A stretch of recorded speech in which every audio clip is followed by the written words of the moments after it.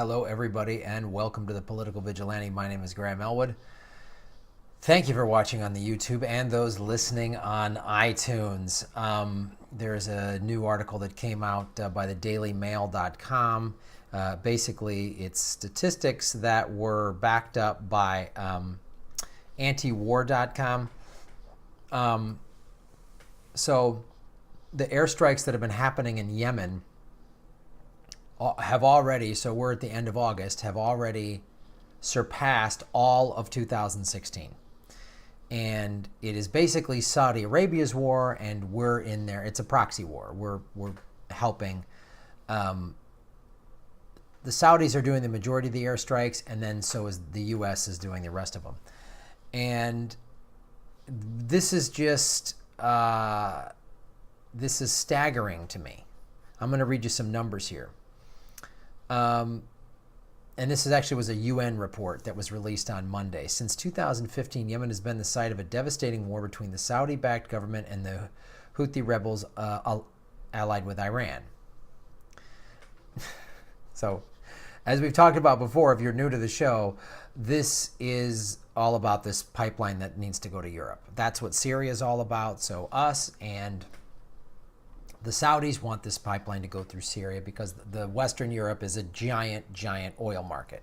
So it gets all the oil out of Saudi Arabia and other parts in the Middle East and gets it up there. Russia and Iran and Syria want their own pipeline. This is just another more petrodollar oil fights.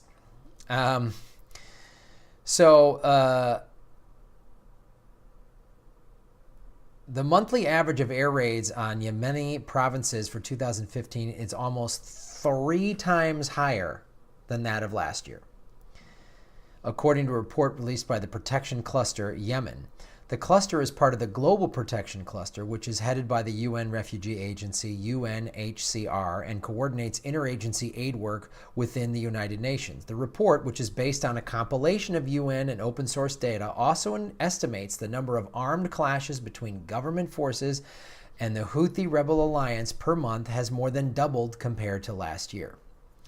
What the report does not specify who is behind the air raids. The Saudi-led Arab military coalition allied with the government largely controls Yemen's airspace. A spokesperson for the coalition did not respond to requests for comment on Monday. Oh, that's weird. Who's doing the airstrikes? More than 8,400 people have been killed and 47,700 wounded since Saudi Arabia and its allies and an Arab military coalition intervened in the Yemen conflict on behalf of the government. So Obama started doing this proxy war in 2015.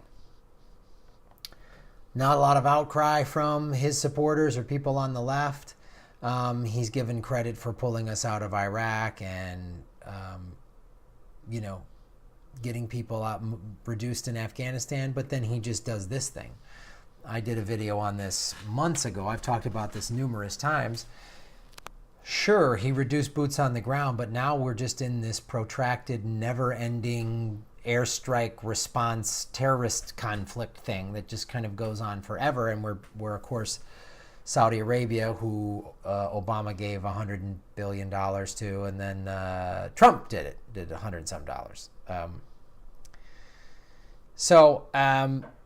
There's also a horrible cholera outbreak, and Yemen is on the brink of famine.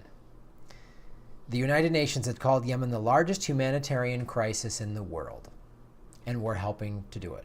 And our good friend Obama did it. As I've stated, he took the laws that were put in place by George Bush after 9/11 to where the president didn't need congressional approval to go to war, and anything that's terrorism, we just can go attack without any.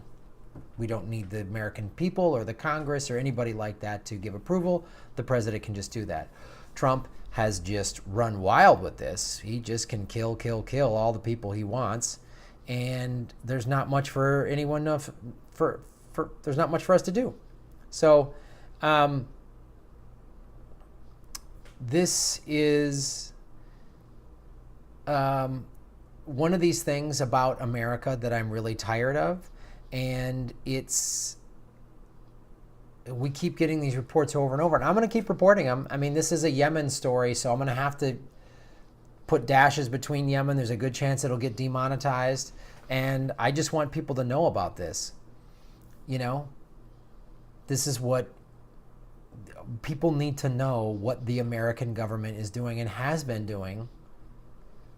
It's, you know, Obama came in, oh, Bush is awful, and this is why I say I want real progressives, I want a real third party, because I heard 8 years of anyone but Bush when he was in office. We got to just get anyone in there, and we just got to get Democrats in there in 2018. Do we really? Because if they're corporate Democrats, they're in favor of this kind of stuff.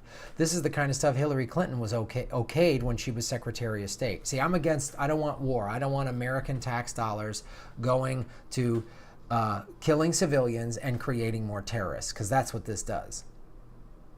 And I'm tired of our big ally is Saudi Arabia, and they're a very repressive regime. Look what they're doing to one of the poorest countries on the face of the earth, because they just want it.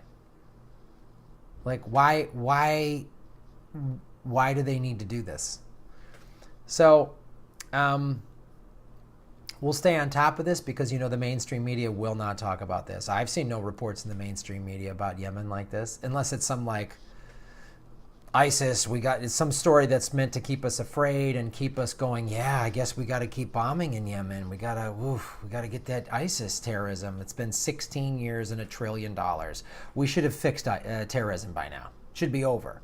Oh no, we keep creating more of it because we need that $1 trillion to fuel the military-industrial complex. I'm tired of it. You're tired of it. Anyone out there that wants more war, okay, see what happens in Houston. See what happens as a result of Hurricane Harvey. See when resources start getting tapped. See what happens when we don't have money to handle disasters like this, disasters that are made worse by global warming, by climate change. Climate change does not create more hurricanes, it makes them more severe. Rising ocean temperatures do this. So you might be like, Graham, how is this connected? It's absolutely connected, because it is hitting Texas, an oil state that put an oil guy in the White House in George Bush. This is all related. This war in Yemen is about oil. Climate change is about oil. Hurricane Harvey is about oil. It's about carbon emissions.